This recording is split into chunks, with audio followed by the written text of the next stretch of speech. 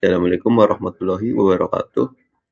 Perkenalkan, kami dari kelompok 5 yang beranggotakan saya, Reni Firmansyah, dan Muhammad Ademas, serta Ibnu Pasik. Di sini, kami akan mempresentasikan materi tentang model prototipe dalam SDLC.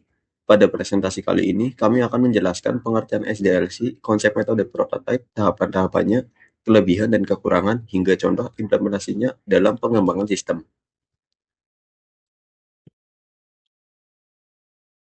Yang pertama ada pengertian SDLC. SDLC adalah kerangka kerja yang sistematis dan terstruktur, digunakan oleh tim pengembara masalah yang ingin diselesaikan dengan solusi teknologi yang akan dibangun, sehingga memastikan bahwa sistem yang dibuat benar-benar sesuai dengan kebutuhan organisasi, tepat waktu, dan tidak boros biaya. Fungsi kontrol menjaga proyek agar tidak mengalami pembengkakan anggaran, keterlambatan jadwal, dan resiko kegagalan dengan cara melakukan pengecekan di setiap perpindahan tahap. Standarisasi proses memecah pekerjaan pembuatan perangkat lunak dari tahap ide awal hingga menjadi kode yang siap digunakan, dengan dokumentasi yang jelas dan bisa ditelusuri di setiap langkahnya. 7. Tujuan strategis SDLC. Secara strategis, penerapan SDLC bertujuan untuk mengurangi angka kegagalan proyek perangkat lunak. Meskipun Menurut laporan Standish Group Chaos Report, sekitar 31,1% proyek software gagal total. Tanpa SDLC yang jelas, proyek akan mengalami perluasan cakupan yang tidak terkendali, dokumentasi yang berantakan, serta menimbulkan utang teknis dan biaya pemeliharaan yang sangat besar di kemudian hari karena struktur kode yang buruk. Manajemen proyek membantu manajer proyek mengontrol jadwal melalui titik-titik pencapaian yang struktur, pembagian tugas yang jelas, dan identifikasi hambatan utama proyek.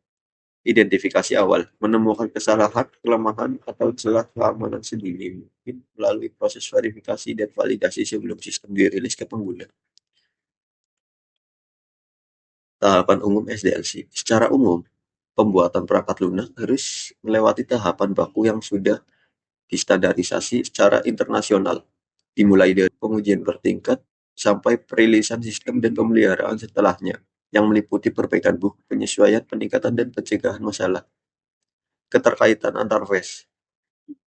Setiap tahap menghasilkan dokumen resmi yang menjadi bahan masukan untuk tahap berikutnya, sehingga bisa ditelusuri dari kebutuhan awal sampai kode akhir. Model-model perkembangan SDLC.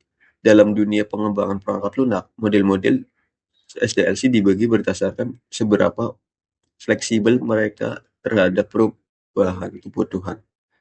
Model prediktif seperti waterfall menggunakan pendekatan lurus bertahap yang tidak bisa mundur ke tahap sebelumnya.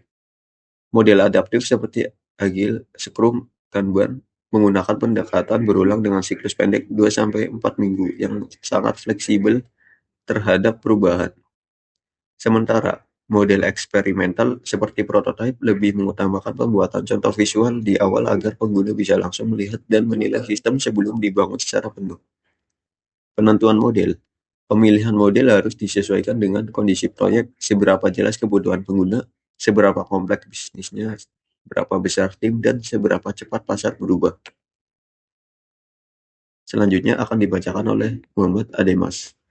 Metode prototipe adalah pendekatan pembangunan sistem yang fokus pada pembuatan contoh kerja model awal secara cepat sebelum sistem sesungguhnya dibangun secara penuh. Metode ini berfungsi sebagai alat komunikasi nyata yang menjembatani perbedaan pemahaman antara pengguna dan pengembang, sehingga kedua belah pihak memiliki gambaran yang sama tentang sistem yang akan dibuat.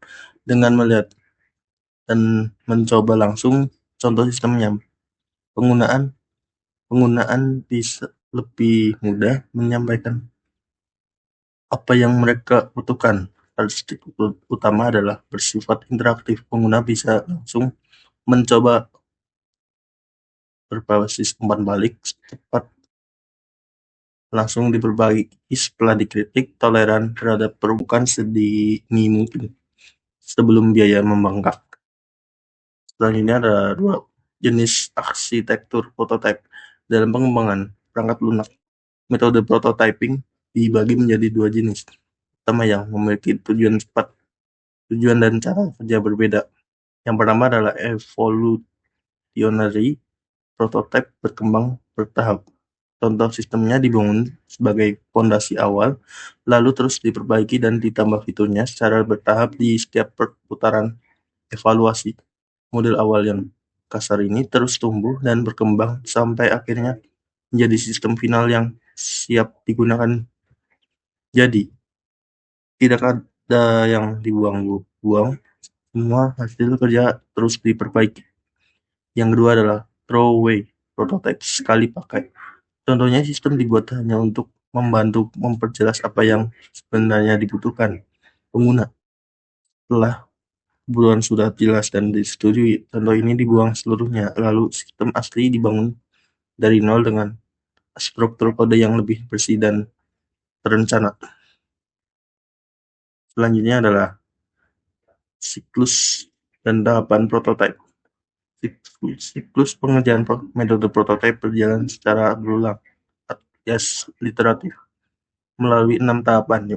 Yang pertama adalah pengumpulan kebutuhan, menggali informasi dari pengguna melalui wawancara dan observasi. Yang kedua adalah desain cepat, merancang tampilan antarmuka menggunakan sketsa atau wireframe.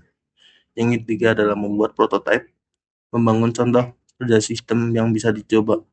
Yang keempat adalah evaluasi pengguna. Pengguna mencoba langsung dan memberikan masukan ketidaksamaan atau ketidaksesuaian atau kekurangan. Proses harus kembali ke tahap desain, tahap 1-2. Untuk memperbaiki tidak boleh langsung loncat ke pembuatan sistem final. Ini menjaga kualitas hasil akhir. Selanjutnya adalah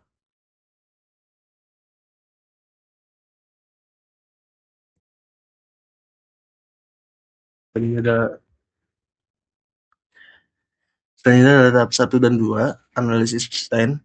Pada tahap awal ini, tim analisis mengumpulkan informasi kebutuhan secara menyeluruh menggunakan beberapa cara sekaligus: wawancara langsung dengan pihak-pihak terkait, mengamati cara kerja sistem yang sudah ada, serta mempelajari dokumen bisnis serta SOP dan aturan-aturan yang berlaku. Hasil dari tahap ini adalah dokumen yang menjelaskan tujuan sederhana di kertas alias paper prototype, wireframe, atau mock-up interaktif. Menggunakan tools seperti Figma atau Balsamiq. Penyederhanaan teknisnya adalah teknis yang rumit seperti pengaturan database, jaringan, dan pemrosesan data sengaja disembunyikan di tahap ini. Fokusnya hanya pada tampilan dan alur. Ini adalah tahap 3 dan 4, model dan evaluasi. Desain yang sudah dibuat kemudian diwujudkan menjadi sistem tiruan yang bisa dijalankan menggunakan data contoh, bukan data asli, agar proses pembuatan lebih cepat. Setelah contoh, sistem ini jadi langsung diserahkan kepada perwakilan pengguna untuk dicoba dan dinilai. Pengguna diminta menggunakan semua tombol dan fitur yang ada untuk menguji apakah alur kerja sistem sudah sesuai dengan kebiasaan dan kebutuhan mereka sehari-hari. Pengujian langsung oleh pengguna menghilangkan asumsi sepihak dari pengembang atau kebiasaan pengguna dengan mengamati langsung bagaimana pengguna berinteraksi dengan sistem. Tim bisa menemukan masalah-masalah yang tidak terpikirkan sebelumnya dan mengukur tingkat kemudahan penggunaan sistem. Selanjutnya akan dibacakan oleh Mas Ibra. Perulangan atau looping. Tahap 5, iterasi dan perbaikan. Fase perulangan looping adalah inti dari metode prototype. Setiap kesalahan, keluhan, atau ketidaksesuaian yang ditemukan pengguna saat evaluasi akan dicatat dalam dokumen perbaikan dengan tingkat prioritas kritis, besar, kecil, atau kosmetik. Tim pengembang kemudian langsung memperbaiki prototipe berdasarkan urutan prioritas tersebut. Proses uji perbaiki ini harus tersampai perbedaan antara apa yang diinginkan pengguna dan apa yang ditambahkan sistem benar-benar mendekati nol. Dampak positifnya itu memastikan tidak ada fitur mewujudkan atau fungsi yang tidak diinginkan klien saat perangkat lunak dirilis. Proses ini juga membangun kepercayaan klien karena mereka bisa melihat langsung perkembangan sistem secara transparan di setiap putaran perbaikan. Selanjutnya, produksi build. Tahap 6. Coding dan implementasi. Setelah perubahan dinyatakan lolos validasi dan setujui pengguna secara resmi, proses masuk ke tahap pembuatan sistem sesungguhnya. Di fase ini, tim pengembang bukan data tiruan lagi, mengoptimalkan kecepatan akses data, membangun sistem penanganan error yang handal agar aplikasi tidak mudah crash, menerapkan keamanan berlapis seperti sistem login yang aman, pengaturan hak akses pengguna, dan enkripsi data, serta menyiapkan sistem deployment otomatis agar proses rilis lebih cepat dan minim kesalahan. Hasil akhir, perangkat lunak harus lolos rangkaian pengujian performa, uji beban, uji tekanan, uji keamanan, dan simulasi pemulihan bencana sebelum bisa dirilis ke server produksi yang diakses pengguna sesungguhnya. Selanjutnya ada efisiensi biaya dan waktu. Kelebihan metode prototype.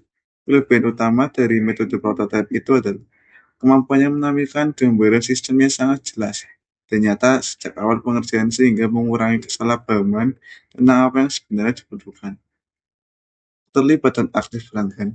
Setiap putaran perbaikan meningkatkan ketepatan spesifikasi sistem hingga 60-80% dibandingkan metode biasa, serta mempercepat waktu adaptasi pengguna karena mereka sudah familiar dengan tampilan sistem sejak awal, serta membuat pemeliharaan jangka panjang lebih mudah karena setiap fitur sudah diuji langsung oleh pengguna sebelum masuk ke sistem final.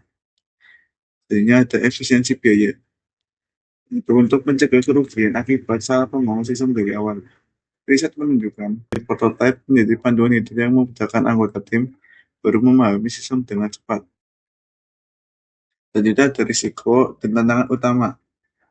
Kekurangan metode prototype. Metode ini menyimpan risiko yang cukup besar jika tidak dikelola dengan ketat. Komunikasi yang buruk antara klien dan tim pengembang atau permintaan perubahan yang terus-menerus tanpa batas yang jelas dapat menyebabkan siklus perbaikan berputar tanpa henti, infinity loop, mengakibatkan proyek molor dan biaya membengkak.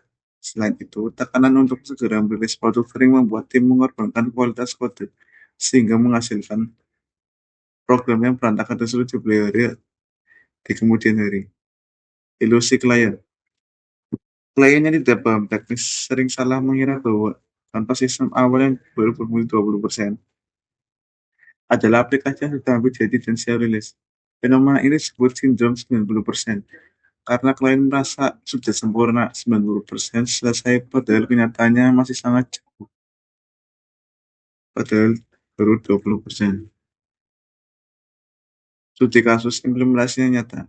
Sebagai contoh nyata, metode prototipe terbukti sangat berhasil ketika diterapkan pada sistem antrian online berbasis web di kantor pelayanan publik pemerintah dan platform e-commerce skala menengah. Kemudian, jenis sistem ini membutuhkan tampilan sangat mudah digunakan oleh masyarakat umum dengan berbagai tingkat kemampuan teknologi. Dengan membuat contoh sistem interaktif di awal, pasti bisa langsung menguji seluruh alur penggunaan, memangkas produksi birokrasi yang membingungkan masyarakat sebelum sistem benar-benar dibangun. Hasil nyatanya itu, keluhan pengguna terkait kegagalan sistem turun drastis. Tingkat keberhasilan pengguna menyelesaikan tugas meningkat 40 sampai lebih singkat. Kesimpulannya itu, model prototype dalam kerangka kerja SDLC menawarkan pendekatan pengembangan sistem yang fleksibel, dinamis, dan sangat mengutamakan kepuasan pengguna. User-centered design. Sesuai standar internasional ISO, metode ini menjadi solusi terbaik ketika menghadapi proyek di mana klien belum memiliki gambaran yang jelas tentang sistem yang mereka butuhkan. Pendekatan ini secara efektif mengurangi kesenjangan komunikasi antara tim teknis dan pihak bisnis melalui contoh nyata yang bisa langsung dicoba dan dinilai. Rekomendasi utama, tetapkan batasan jumlah maksimal putaran perbaikan di awal kontrak kerja melalui perjanjian tertulis (SLA) untuk mencegah pembengkakan biaya dan waktu pengerjaan. Tentukan juga kriteria selesai yang jelas dan terukur di setiap siklus evaluasi agar proyek tetap terarah. Ini udah daftar sebagainya. Terima kasih. Sekian presentasi dari kelompok saya. Kurang lebihnya mohon maaf.